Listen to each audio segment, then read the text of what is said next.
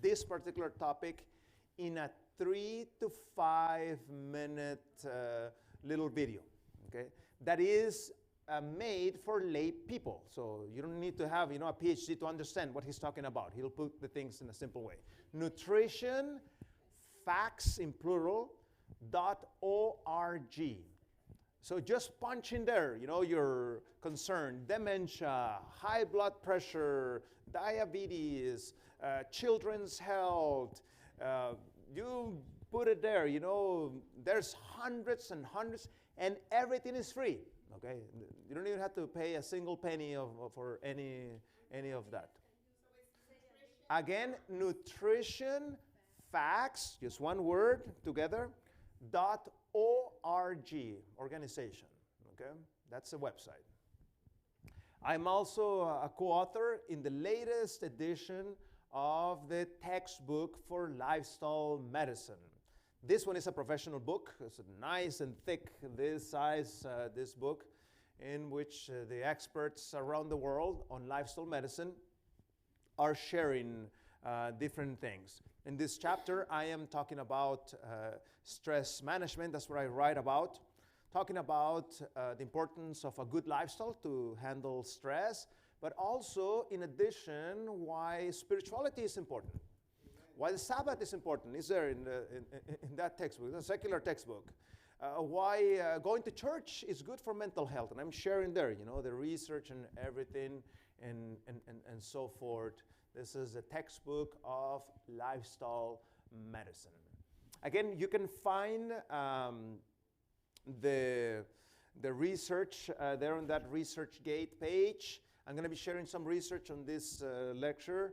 And that research you can find there on that ResearchGate. And there's a Twitter account there, twitter.com/EddieRDMD. If you don't have a Twitter account, go and create one. It's free.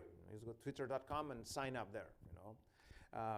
And the YouTube page and the Instagram page, all that information is there. Again, all those things are free. I'm not selling you absolutely nothing, okay? There's nothing there to be sold. It's just good information for you to make good changes in your life.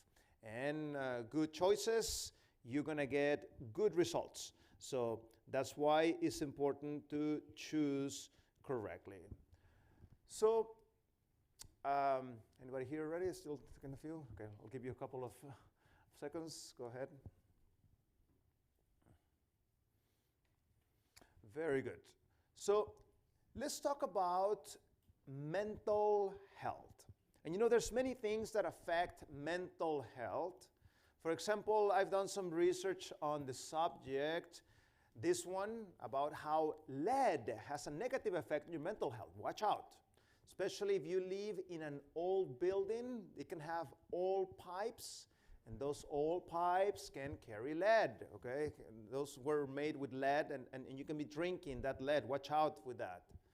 Showing how people with stroke can actually improve their mental health.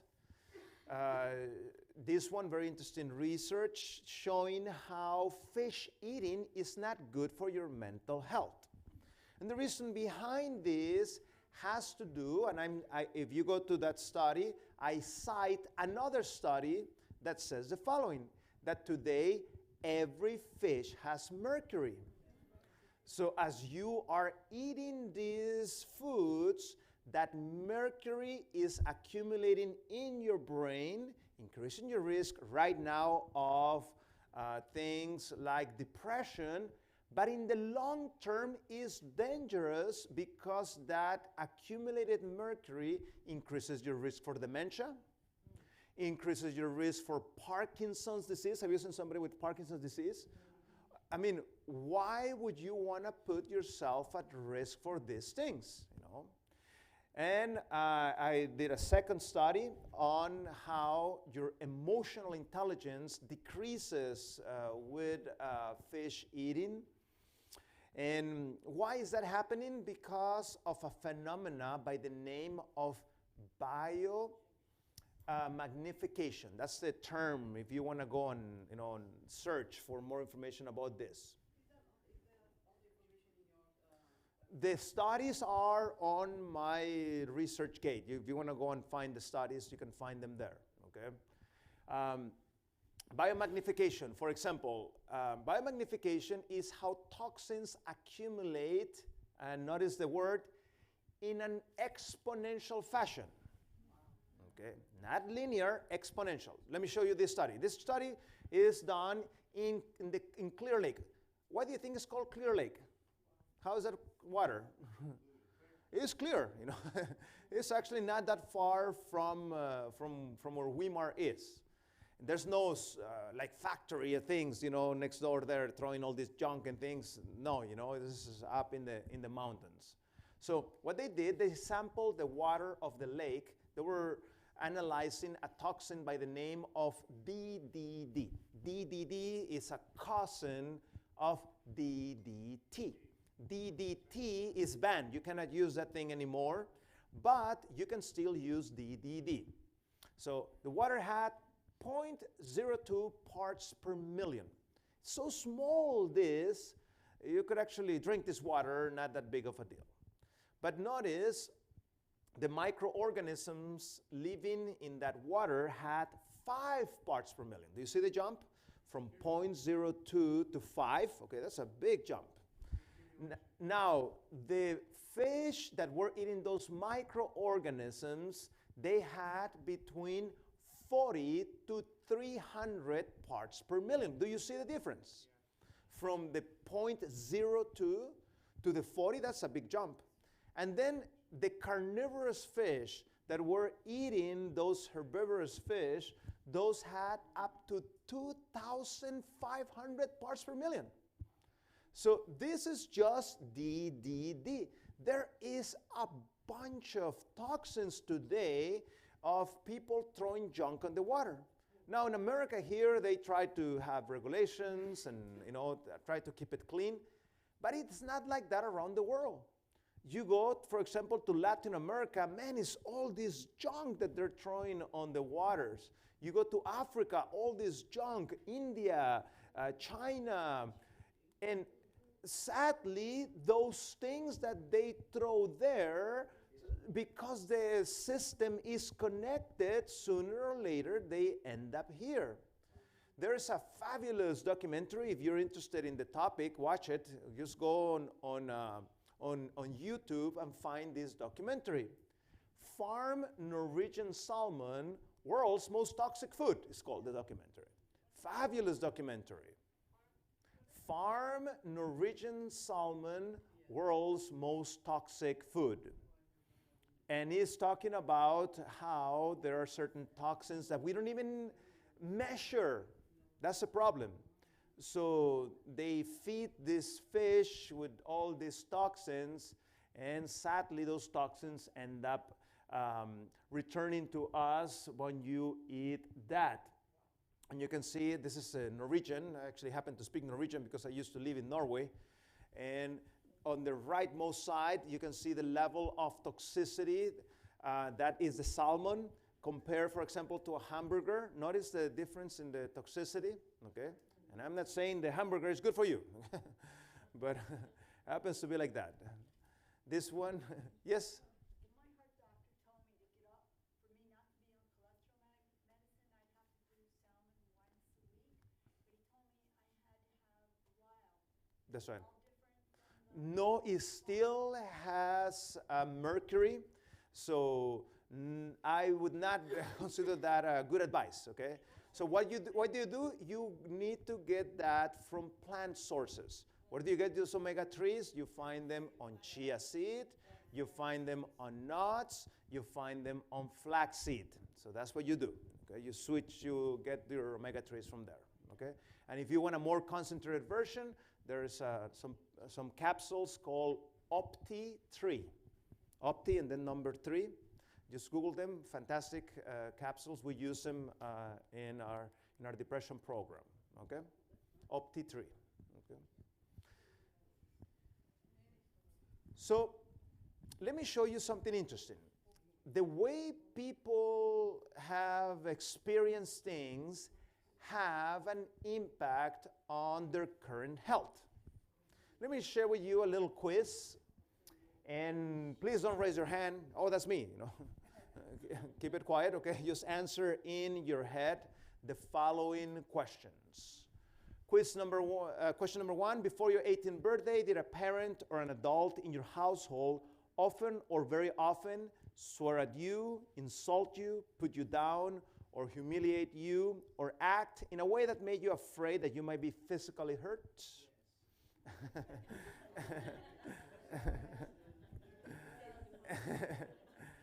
Before your 18th birthday, did a parent or an adult in your household often or very often push, slap, throw something at you, either hit you so hard that you had marks or were injured? Before your 18th birthday, an adult or a person at least 5 years old or older try or did sexually abuse you? Before your 18th birthday, did you often or very often feel that no one in your family loved you or thought you were not important or special, or your family didn't look out for each other, feel close to each other, or support each other? Before your 18th birthday, did you often or very often feel that you didn't have enough to eat, had to wear dirty clothes, or had no one to protect you, or your parents were too drunk or too high to take care of you or take you to the doctor if you need it? Before your 18th birthday, was a biological parent ever lost to you through divorce, abandonment, or other reason?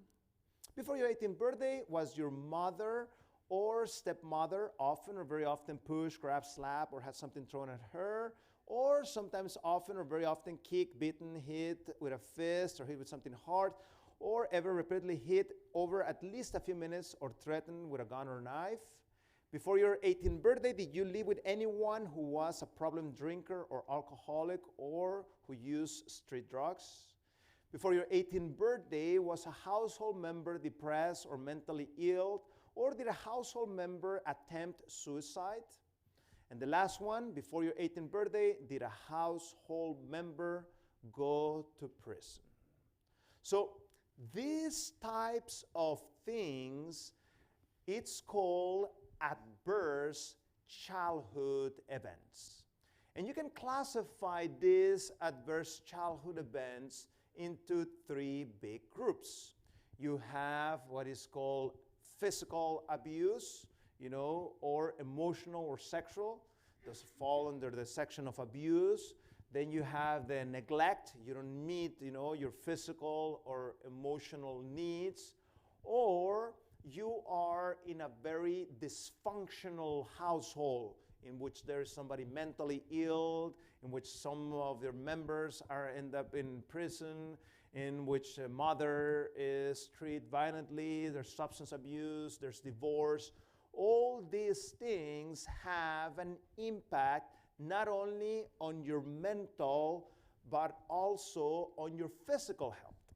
Now, the first time that questionnaire was run in what you would call privileged type of people. It was run back in 1998. It was mostly white, middle to upper class, college-educated people that had jobs, had good paying jobs in healthcare. So when they applied this survey to that special type of people, notice what the shocking findings. They found that these adverse childhood events are actually quite common. 66% of those people had at least one of those adverse childhood events. And not only that, they found out when they started tabulating the data that if you have one of them, there is an 87% probability you're going to have a second or others on board. So, which tells us that these adverse childhood events usually don't happen by themselves, They happen to run in clusters. And also, the more you had of those adverse childhood events, the more probability you're going to have long-term effects if you don't deal correctly with them. And finally, they started tracing these correlations, very interesting. People that are missing jobs and missing from the job and so forth, they could relate that. You know, the more adverse childhood events, the more probability you're not going to show up at work. The more probability you're going to use more health care resources. The more probability you may end up having legal type of problems.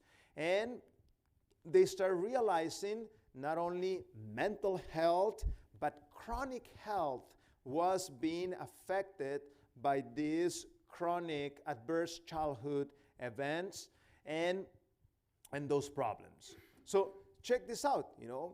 When you have those adverse childhood events, they are correlated at how much health care you're going to need. Okay? So, for example, they could correlate how many times the person visited the doctor to how many of those childhood adverse events they had. Or this one that is actually a quite common thing that you see in medical consultation. Unexplained physical symptoms, you know. A person comes and says, you know, yes, I have this problem and so forth. You go and check, everything is fine, you know. Everything seems fine, yet the person said, no, you know, they do have the problem and so forth. Well, they were able to trace those adverse childhood events to that. So there are many effects of those adverse childhood effects. Events. For example, the person doesn't develop security, you know. The person feels the world is a very unsecure place and they live, you know, with this type of constant fear and so forth. Or they have problems trusting in others, you know, because the people that were supposed to nurse them and take care of them didn't do that. They have problems trusting in others. Or they have this shame, you know, and this unappropriate guilt carrying with them, which is actually not their fault, you know. Yet they go through life like that. Or when they try to connect with their partners at an emotional level, they have a hard time doing it, you know. They have a hard time having that emotional intimacy. And they have this lost sense of self, you know. They think that they're not important and so forth. Their self-worth is failing. And one of the issues with these people that have gone through this is that they start reenacting these things in their head. And they play the tape over and over and over. You think that's good? That's one thing that we tell them. You have to stop, you know. You have to stop running this through your head.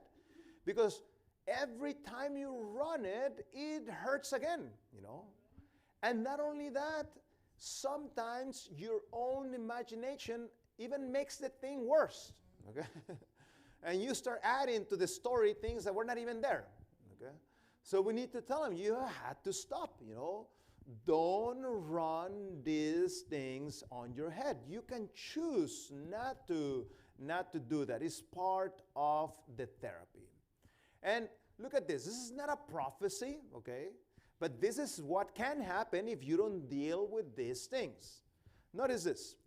Those people have twice as likely the probability of ending up with cancer, because your emotions are linked to your immunity. So when the emotions are not good, you know, remember when you were young and you were boyfriend, girlfriend, and then you broke out with your boyfriend or your girlfriend, what happened? You even got sick. Yes or no? because your immunity was not working properly, okay? Because the emotions are tremendously linked to the immunity. Also, 460 times more likely of ending up with depression, okay? If you, the higher number of those adverse childhood events.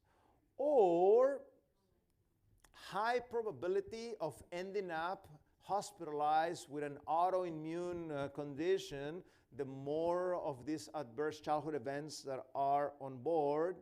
And also shortened lifespan by 20 years. Okay?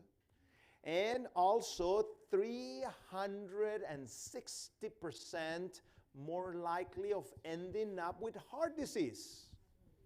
So are these adverse childhood events important? They are very important. Why is so much heart disease? Because in cardiology, they have this saying that says, heart problems start with heart problems. Okay? When the emotions, are not correct and so forth, that stress and so forth, that triggers the atherosclerotic process. It's not the only thing, but it's one factor that causes that. So when somebody has those adverse childhood events, the alarm mechanisms are on these people, okay? So the stress hormones are on, and that's why the spasms in the back, okay, and pains in the back and so forth, the headaches, all that tension, and all those stress hormones, these people cannot even relax, okay? Because they're in this constant alarm process and so forth. And you can actually see some of these symptoms when you check the person, Even the skin gets redder, and you check, the back, it's all spasms and so forth. So in our depression program, we have to deal with these things, And the program of depression is based on the following. What we do, we identify the causes of depression and we reverse those causes. So, for example, our hypothesis is somebody who's going to end up with depression if they have 4 or more of the following factors.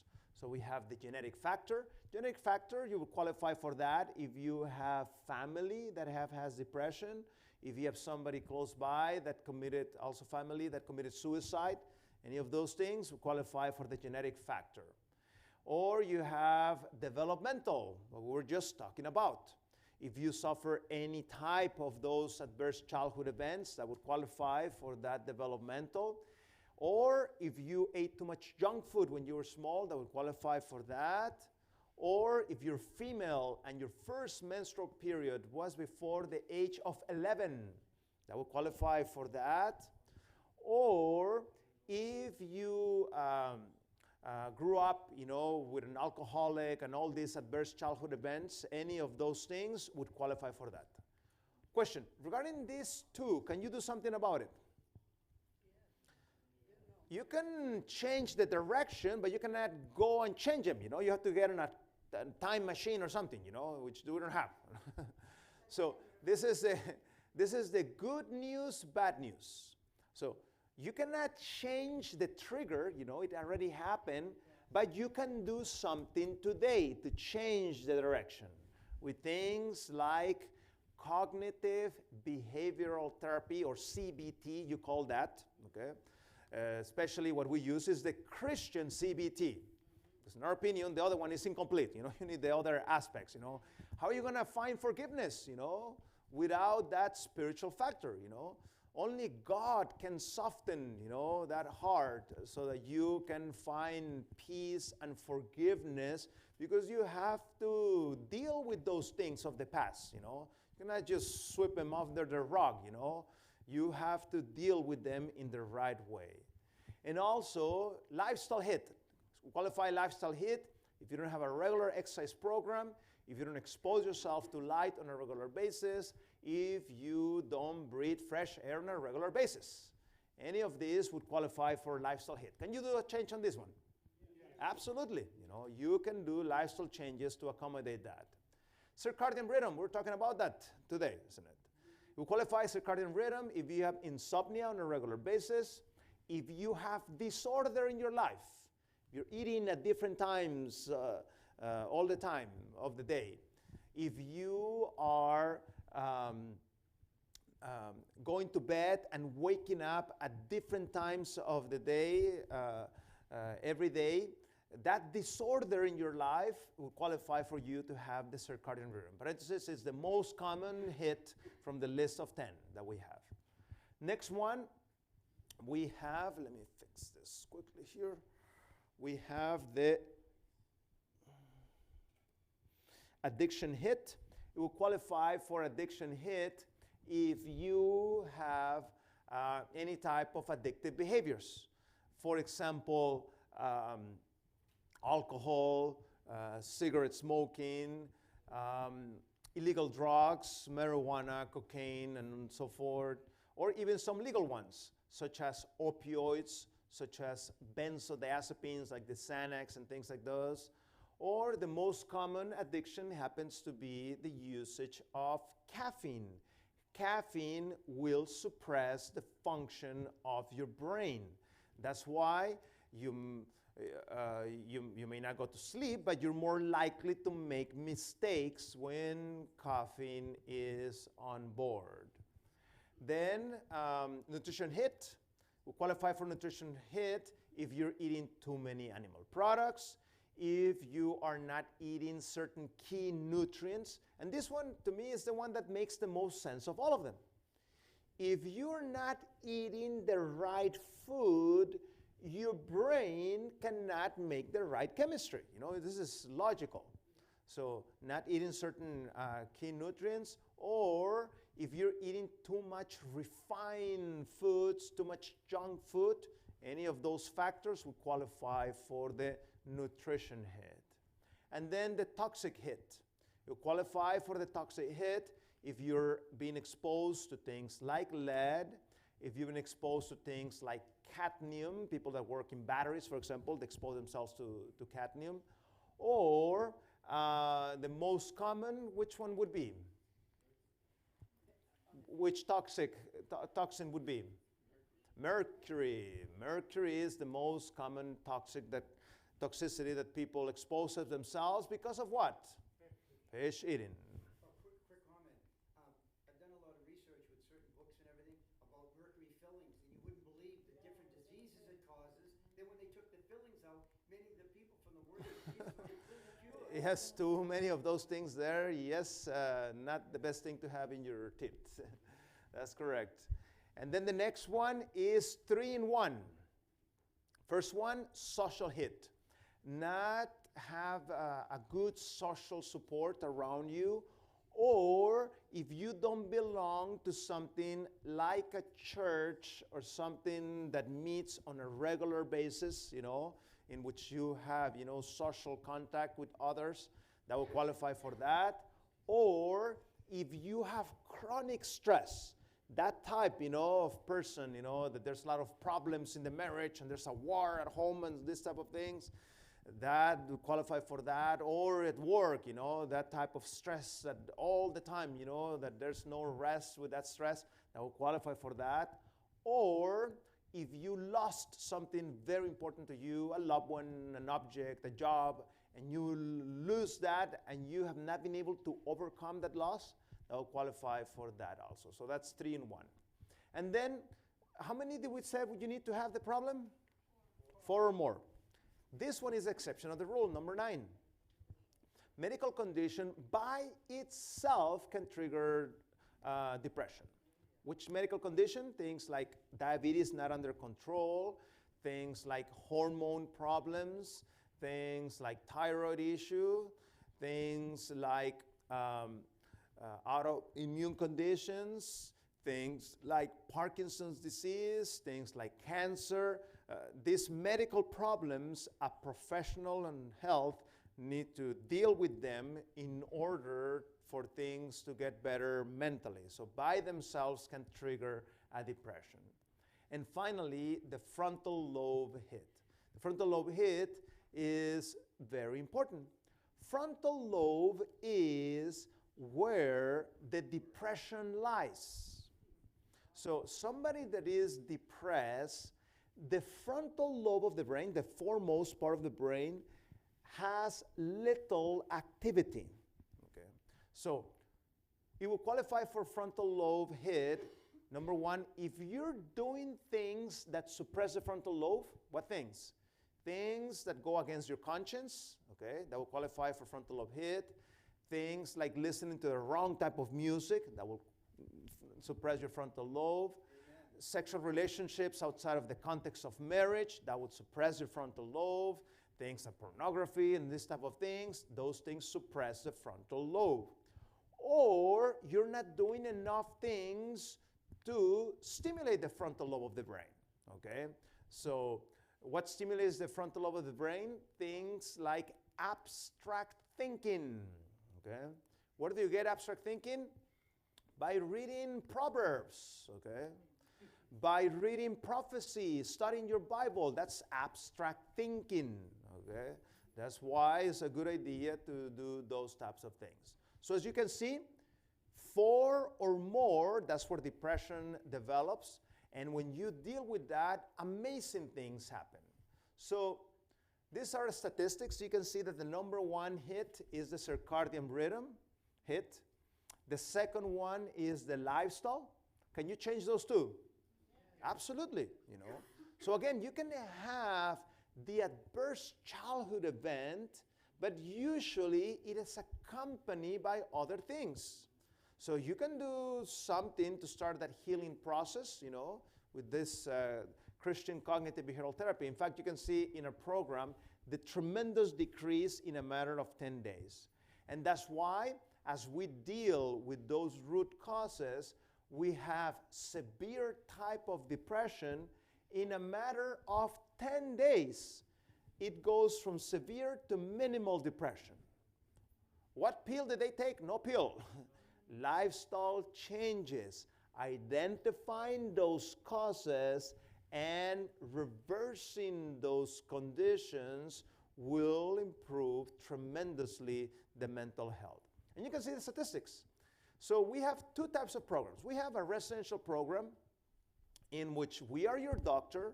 You come to us for 10 days and we change things really, really fast.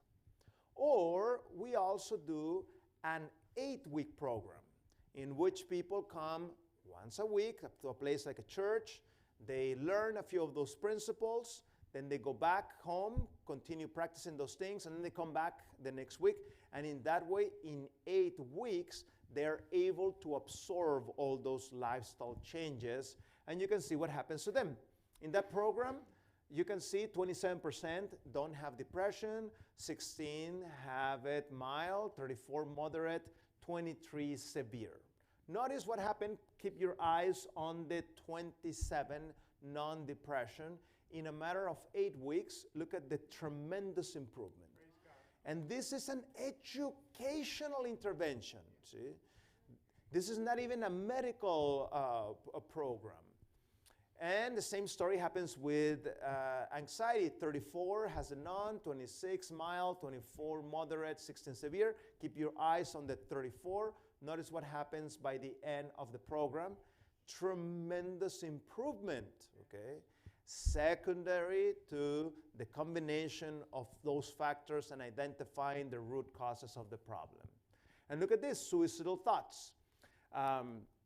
This is in our community 8-week program.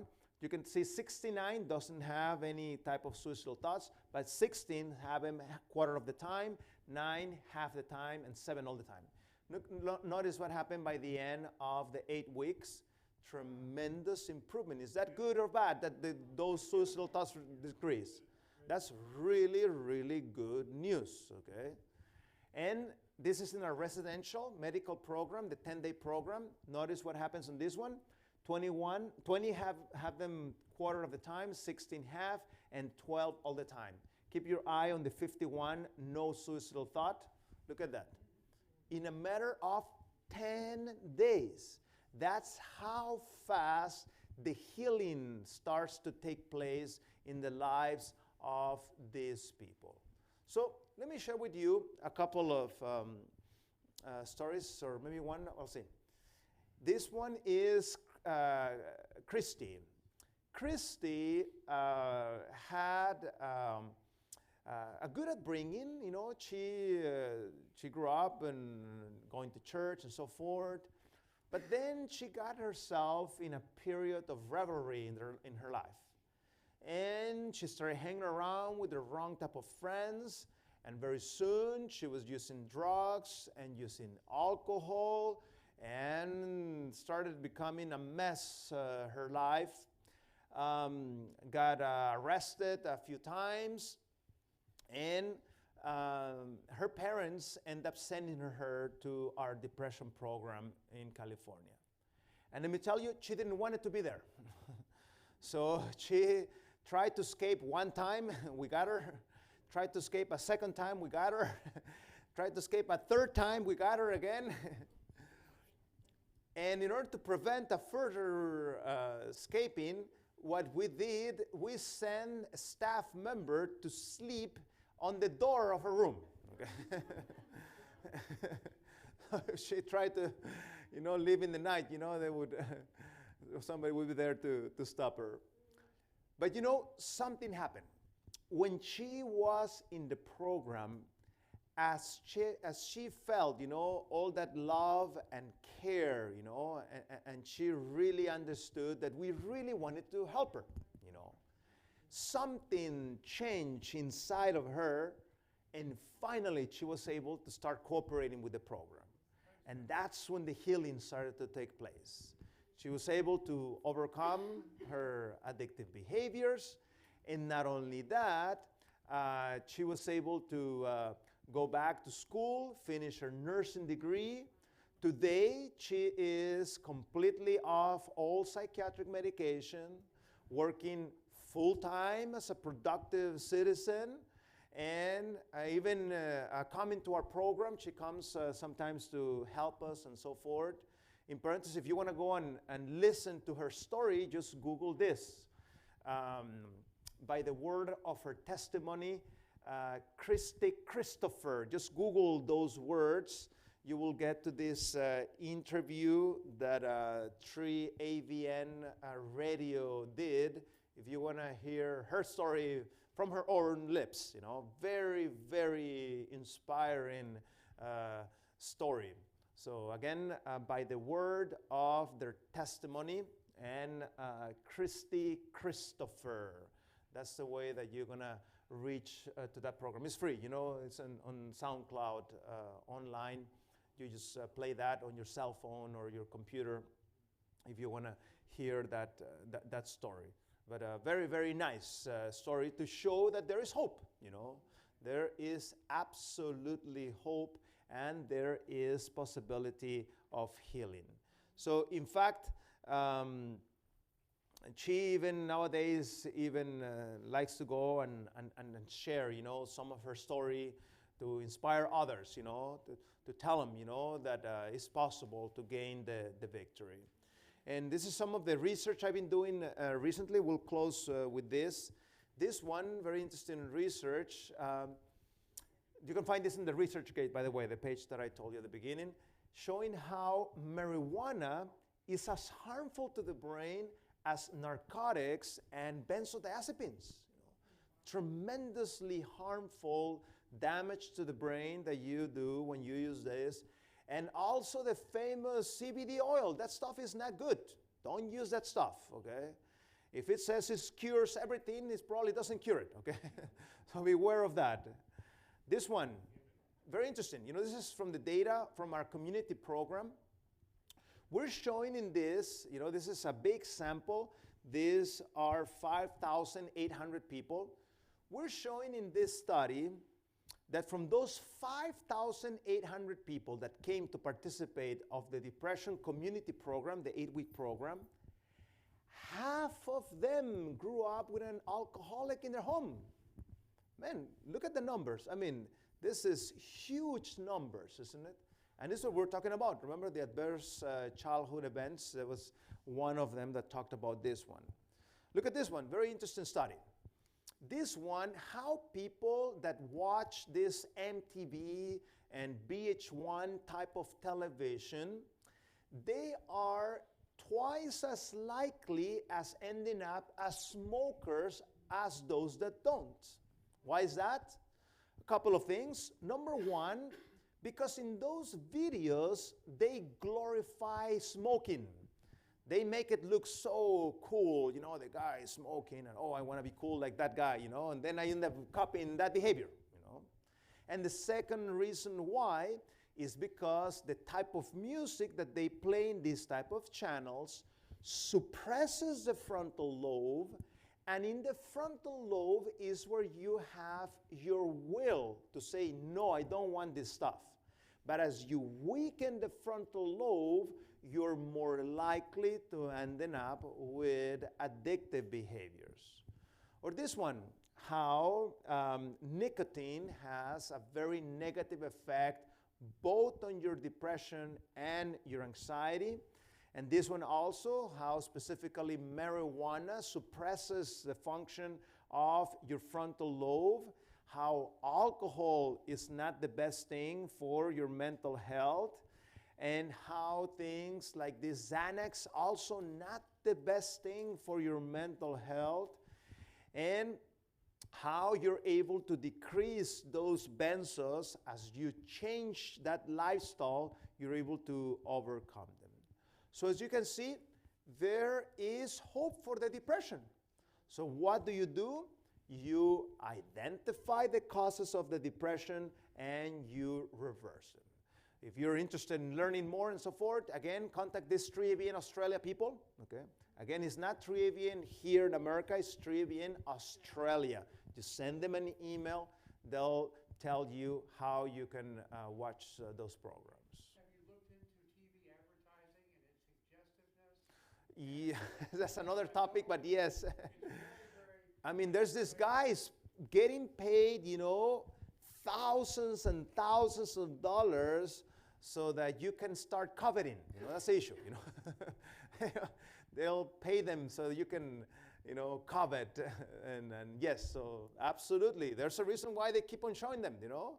They're paying lots of money, you know, to be there, and there's a reason why they're there, because they actually have fruits as a result of that. So yes, that's the issue with that. Well, it's been a pleasure, you know, visiting with you guys, you know.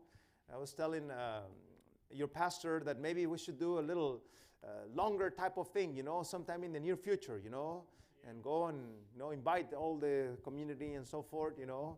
That would be very good. I was just recently, a couple of weeks ago, I was doing a program in another church, and they did very good job advertising everything. There were so many visitors at that program, they had to tell a bunch of the church members to move to another room, okay? They're going to have space for the visitors that were coming, you know? And they were watching it in a remote fashion, you know?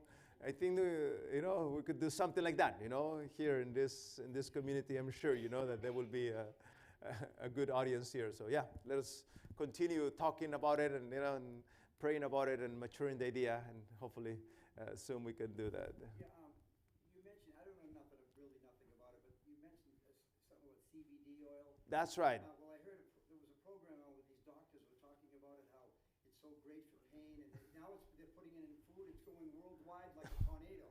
It's excellent for the person that is selling it. Okay? You make good money selling that thing. But 25% of that CBD oil, you have detectable levels of THC, which is the active ingredient of marijuana. Another thing with marijuana, I didn't have time, but I have a whole topic on marijuana. I don't have time this weekend to share with you. But the issue with marijuana is that marijuana today is 25 times more potent today than the marijuana that they were using the hippies back in the 60s and 70s. So it has tremendous potential that you cannot compare that. See, And this is the issue. A lot of people actually end up today with schizophrenia because this thing is so potent, the brains cannot handle that. This stuff is dangerous, see? Well, they come to the hospital, first thing they say, I want a marijuana treatment. Yeah. Doctor that I want. That's right, that's right. Yes, so yeah, that's the issue with this, you know. People ask me why, what it is. In the 60s and 70s, they kept going, they made the plant more and more potent. That's right. And now it's like it came and it's like 50 times stronger. Yeah, it's tremendously strong. People like take two totes and they can't do no more. That's right. If you go to my Twitter account, I put a lot of those studies there. You know, there was a recent one, a fabulous one that came out recently out of Hinsdale up in Illinois. Excellent article on that subject, and find it there on the Twitter. That's right. They're using it for pain, but there's other options. You know.